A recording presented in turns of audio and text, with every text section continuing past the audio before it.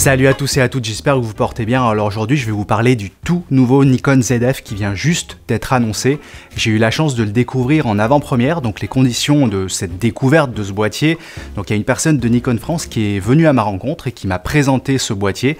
En tout cas qui me l'a prêté pendant quelques heures, c'est pour ça que je ne l'ai pas entre les mains actuellement parce que c'était sous confidentialité. Donc j'ai pu essayer ce boîtier sur mon lieu de travail habituel, sur les tournages Tone Factory. Et j'ai pu passer un après-midi avec ce nouveau boîtier plein format de chez Nikon. Sachant que comme d'habitude, je vous précise que bien sûr je ne suis pas influencé par Nikon pour faire cette vidéo, ils m'ont juste présenté le boîtier, mes propos sont les miens, je ne leur présente pas la vidéo avant, donc tout ce que je vous dirai dans cette vidéo sont mes avis personnels, en tout cas sur la fin je vous donnerai mon avis sur ce boîtier, mais tout d'abord je vais vous en parler dans les grandes lignes parce qu'il vient juste d'être annoncé, et du coup c'est une nouveauté qui est assez intéressante dans la gamme Nikon. Donc ce nouveau boîtier plein format s'appelle le ZF, il a un capteur de 24 millions de pixels, donc il emprunte le même capteur que ce qu'on trouve sur un Z6 ou un Z6 II, je vous le reprécise, mais moi j'utilise au quotidien un Z6 et un Z6 II. D'ailleurs, c'est un Nikon Z6 II qui est en train de me filmer actuellement. Et du coup, ce nouveau Nikon ZF, c'est un savant mélange entre, on va dire, un look particulier, un look vintage qui est issu de l'héritage des anciens boîtiers Nikon. Peut-être que certains d'entre vous se souviennent du Nikon FM2 qui était très connu dans les années 80. Donc ça emprunte un petit peu ce look-là, c'est un peu l'héritage de cette période-là, avec pas mal de choses qui sont très différentes par rapport à ce qu'on trouve d'habitude sur un Nikon Z6 ou un Z6 II, sachant qu'en termes de technologie embarquée, moi je le situerai à mi-chemin entre le Z6 II et le Z7 II et les Z8, Z9. Alors la première chose dont j'aimerais vous parler sur ce boîtier, c'est tout d'abord l'ergonomie, parce que dû à ce look assez particulier, d'un aspect assez vintage, il y a pas mal de choses qui changent par rapport aux habitudes des boîtiers Nikon. Comme vous pouvez le voir sur le dessus, il y a des molettes de réglage qui permettent de régler la vitesse d'obturation, mais aussi les ISO, sachant que bien sûr il y a des modes automatiques si vous voulez régler ça de manière plus traditionnelle. Mais ces molettes de réglage, je les trouve toujours très intéressantes parce que déjà ça permet de régler son boîtier en avance. Si par exemple vous êtes en train de faire de la photo de rue, ça permet de pouvoir régler son boîtier en fonction des situations. Et puis je trouve que pour ceux qui découvrent la photo, qui essayent de progresser en photographie, c'est bien d'avoir cet aspect visuel et mécanique de changer les réglages un peu de la même manière que sur les anciens boîtiers, et ça permet d'avoir une confirmation visuelle du réglage qu'on est en train de faire. Et dans l'apprentissage de la photo, je trouve vraiment ça très sympa. En dessous de ces molettes, il y a des petits switches, et notamment sur la droite, il y a un switch qui permet de passer de la photo à la vidéo, mais aussi à un mode noir et blanc. Et ça, j'ai trouvé ça extrêmement intéressant, parce que c'est un boîtier qui s'y prête bien, qui se prête, je pense, plutôt à la photo de rue, mais pas que. Mais c'est vrai que c'est intéressant d'avoir juste un switch pour basculer en mode noir et blanc, sans aller dans un menu. On est en train de faire de la photo, et peut-être qu'on se dit, tiens, j'ai envie de basculer en noir et blanc. Il y a juste un petit switch à faire pour accéder à ce mode noir et blanc. Sachant que j'en reparlerai un petit peu plus tard, mais il y a plusieurs réglages différents pour avoir un look un petit peu différent sur ces photos en noir et blanc. Pour ce qui est du reste du boîtier, vous pouvez voir que le logo Nikon emprunte la même typographie que les anciens Nikon, donc je trouve que c'est un clin d'œil assez sympa au FM2. Et puis pour le reste de l'ergonomie, c'est un boîtier qui fait à peu près la taille d'un Z6, mais il est moins profond au niveau du grip pour avoir ce look vintage. Alors c'est vraiment un boîtier qu'il faut prendre en main, je pense, pour se rendre compte si ça nous convient, parce que forcément si on est habitué à ces gros grips, ça peut être quelque chose de perturbant au début, mais voilà, c'est un look qui est assez intéressant, sachant que le fait qu'il n'y ait pas ce grip en profondeur, il y a quelques concessions en termes d'ergonomie. Ils ont choisi de mettre la même batterie qu'un Z6 ou un Z7, et puis une batterie qui est utilisée depuis longtemps chez Nikon, justement pour que les gens qui ont pas mal de batteries avec eux, ils n'aient pas besoin de racheter d'autres batteries. Du coup, ça prend pas mal de place quand même sur cet espace, et les concessions ont été faites au niveau des cartes SD, étant donné qu'il y a un slot de carte SD standard et un slot de micro SD.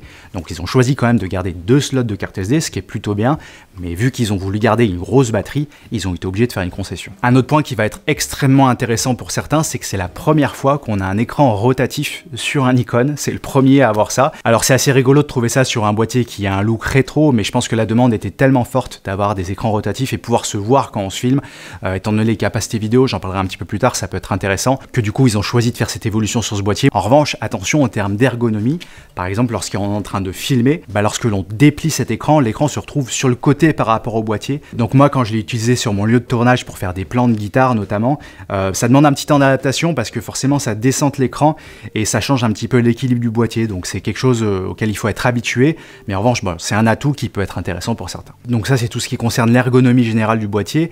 Pour ce qui est du feeling qu'on a avec, c'est un boîtier qui est vraiment idéal pour faire de la photo de rue ou pour partir en voyage avec, vu qu'il est assez compact, et je pense que ça se mariera très bien avec des objectifs assez compacts, notamment le 28 mm 2.8, le 40 f2 que j'utilise beaucoup, ou même l'objectif Pancake qui est sorti il n'y a pas très longtemps, le 26 mm 2.8, c'est un boîtier qui va très bien fonctionner avec ça. même si bien sûr on peut sortir de ces applications et l'utiliser avec des gros objectifs. Je l'ai utilisé avec le 50 mm 1.2, je l'ai utilisé avec le 105 mm macro, enfin dans ces conditions aussi ça fonctionne très bien, mais vu l'ergonomie et vu l'absence de ce gros grip, je pense qu'on sera plus à l'aise avec des petits objectifs. Si on parle un petit peu de technologie maintenant, comme je vous le disais tout à l'heure, c'est à mi-chemin entre un Z6 II, Z7 II et la gamme Z8, Z9, parce qu'il y a des évolutions par rapport au Z6 II, mais on n'est pas aux performances bien sûr des Z8, Z9 qui sont les très haut de gamme de chez Nikon. Le capteur est donc le même que le Z6 II, un plein format de 24 millions de pixels. En revanche, ce boîtier est équipé du même processeur que ce qu'on trouve sur le Z8, Z9, donc le Exceed 7. Donc ça va permettre des meilleures capacités en basse lumière et puis surtout une meilleure reconnaissance pour l'autofocus. D'ailleurs, pour parler d'autofocus, il est vraiment plus performant que mon Z6 II. Je l'ai vu tout de suite lorsque j'ai utilisé le boîtier. Il est plus rapide et plus précis que sur le Z6 II, forcément à cause de ce processeur.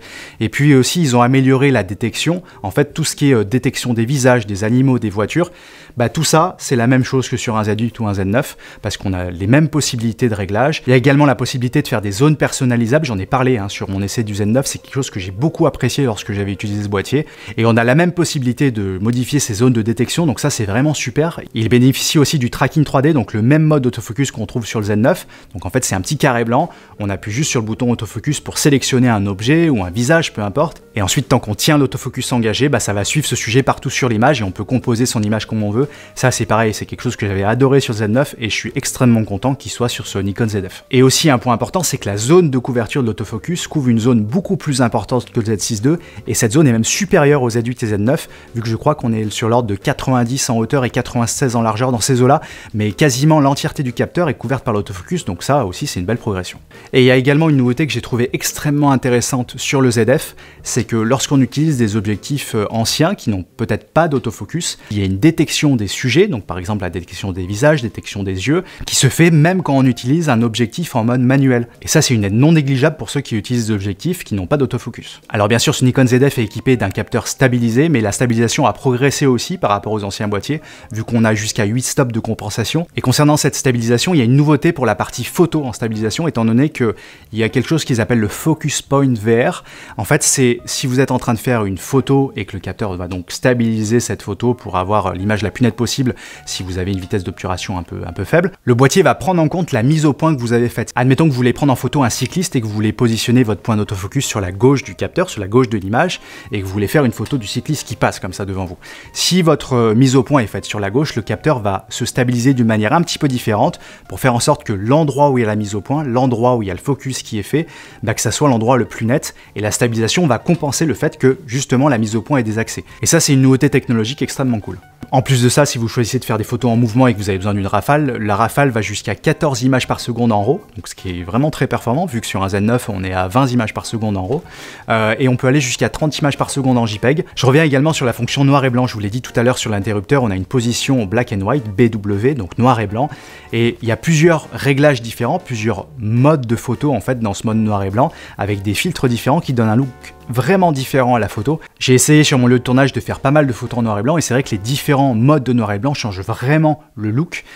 C'est l'équivalent des différents fils de couleurs qu'il y avait à l'époque, j'imagine.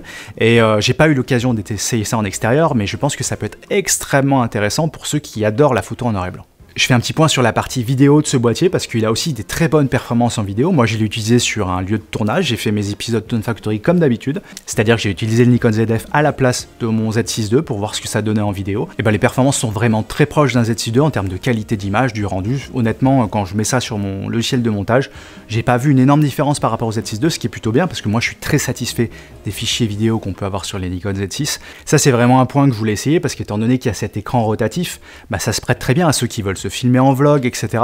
Et les performances sont du coup très bonnes en vidéo aussi, donc ça c'est un bon point. C'est pas uniquement un boîtier d'héritage photographique pour faire de la photo de rue. Non, vous pouvez très bien filmer avec. En plus, il y a un autofocus qui est plus performant que sur le Z6 II, donc détection des visages, ça va encore mieux fonctionner. Donc je suis assez curieux de voir ce que les gens pourront faire avec en vidéo. Le boîtier peut filmer jusqu'en 4K 60 images par seconde. En revanche, il y a un crop, lorsqu'on a 60 images par seconde, il y a un crop DX qui s'applique sur le boîtier, donc un crop de 1,5. On peut bien sûr filmer jusqu'à 120 images par seconde en 1080p, donc là c'est très proche en fait des performances qu'on a sur le Z6. On a aussi les modes HLG pour ceux qui utilisent ça sur les différents modes et les encodages de vidéos. Il y a aussi l'encodage en H265. En revanche, il n'y a pas de possibilité de filmer en format RAW. C'est pas un Z8 et un Z9. On peut pas filmer en RAW en interne, ce qui est assez logique. Mais à noter qu'on peut pas non plus le faire en externe. Contrairement au Z6 II qui, lui, en externe, peut enregistrer en format RAW avec un enregistreur externe. Personnellement, c'est pas quelque chose que j'utilise. Je préfère faire tout en interne. Mais voilà, c'est à noter pour ceux qui éventuellement utilisent un Z6 II avec du RAW en externe. On peut pas faire ça avec un Nikon ZF. Toujours sur la partie vidéo, un point extrêmement positif, c'est que les aides qu'il y a pour le vidéaste sur le Z8 ou sur le Z9, dont j'ai parlé sur mon test du Z9, sont aussi présentes sur le Nikon ZF. Alors c'est quoi ces aides dont je parle? Déjà le focus picking qui est amélioré par rapport au Z6 II. Sur mon essai du Z6 II, j'en avais parlé, le focus picking, je le trouvais un petit peu faible. Là, ça a été corrigé et on a les mêmes performances de focus picking que sur le Z9, donc ça c'est super. Et il y a également la waveform qui est essentielle pour bien exposer une vidéo, qui est présente sur le Nikon ZF, comme sur le Z8, comme sur le Z9, et ça c'est un outil vraiment génial pour les vidéastes. Donc voilà, je pense que j'ai fait le tour de ce que j'avais à vous dire sur le Nikon ZF. J'ai juste passé quelques heures avec, donc c'est difficile de vous donner un avis tranché de ce que je pense de ce boîtier, mais mes premières sensations sont plutôt bonnes. Ça s'adresse vraiment à ceux qui cherchent un boîtier un petit peu différent, avec un look différent, mais qui veulent quand même des bonnes performances technologiques, étant donné que, comme je vous l'ai dit tout à l'heure, ça se positionne entre un Z6 II, Z7 II et un Z8, Z9, donc ce positionnement est assez intéressant technologiquement parlant. Le look, il va pas plaire à tout le monde, ça c'est sûr, mais en revanche, je suis sûr qu'il y en a qui vont adorer le fait d'avoir ces molettes sur le dessus, etc. C'est vraiment un boîtier très particulier dans la gamme Nikon et je trouve ça vraiment très intéressant. Donc voilà, j'en ai terminé pour aujourd'hui. J'espère que cette vidéo vous aura plu et vous aura intéressé. J'aimerais juste rajouter que si vous souhaitez précommander ce boîtier, que vous voulez me soutenir dans mon travail, vous pouvez très bien passer par le site Digitphoto. Je suis partenaire avec Digitphoto, donc vous pouvez utiliser mon code créateur Dimitri ou passer par le lien que je vous ai mis juste en dessous. Ça me soutient énormément, vu que j'ai une petite commission sur la vente qui est effectuée, ça vous coûte rien de plus. C'est juste Digitphoto qui me remet une partie de son bénéfice. En tout cas, merci beaucoup pour votre attention. Et puis, comme d'habitude, si vous avez la moindre question, n'hésitez pas à me la poser dans les commentaires. Je me ferai un plaisir de vous lire et de vous répondre. Et moi, je vous dis à très bientôt pour une prochaine vidéo. Salut!